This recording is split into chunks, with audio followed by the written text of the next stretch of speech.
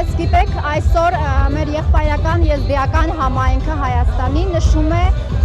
իրենց ամենամեծ, ամենասուրբ տոներից մեկը Թաուս Մալակի, որը նաև իրենց մոտ կոչվում է որպես տարվա գլխավոր չորեքշաբթին, որպես երկրի աշխարհի ծնունդը, այսպես ասեմ։ Համայնքական ճակատ շարժումը եւ կուսակցության անդամները եւս այսօր գտնվում են այստեղ, մենք չէինք կարող այստեղ չլինել, որովհետեւ մեր առաջնորդից, շարժման առաջնորդից մինչև շարքային անդամը շարժման կրում ենք զինվորականի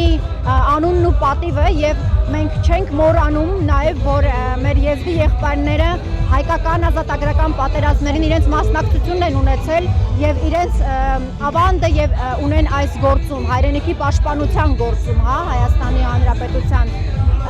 Ես ուզում եմ պատիվ եւ խոնարհում ասել նաեւ հիշենք ապրիլյան քարորյա պատերազմի հերոսներից Քարամ Սլոյանին, ով նաեւ 116 դիրքի հերոսներից մեկն էր, որ մինչեւ վերջ պահեց դիրքը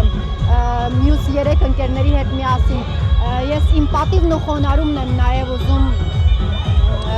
խոնարհում եւ պատիվ Քարամ Սլոյանի եւ մյուս բոլոր քաջորդիներին, ովքեր հայերի հետ եղբայրաբար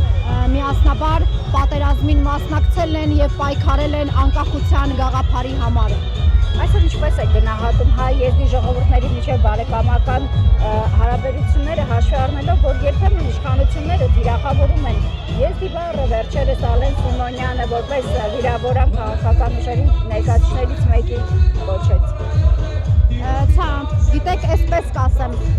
գալաթ է արել ցանկացած ոք, ով կարող է այդպես տգեղ արտահայտվել եւ վիրավորական արտահայտվել մեր եզդի եղբայրների հանդեպ։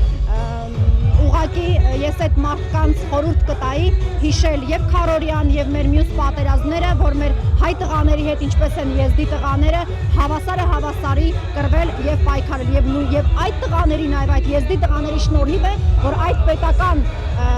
կառույցներում եւ այդ աթոռներին նստած անձինք այսօր ազատ եւ հանգիստ ապրում են։ Իրենց ազատ եւ հանգիստ խաղաղ կյանքի համար նաեւ նրանք շնորհակալ պետք է լինեն մեր եզդի եղբայրներին, ովքեր հայերի հետ հավասարի պատերազմել են։ Ամոթ իրենց, ուրիշ ոչինչ։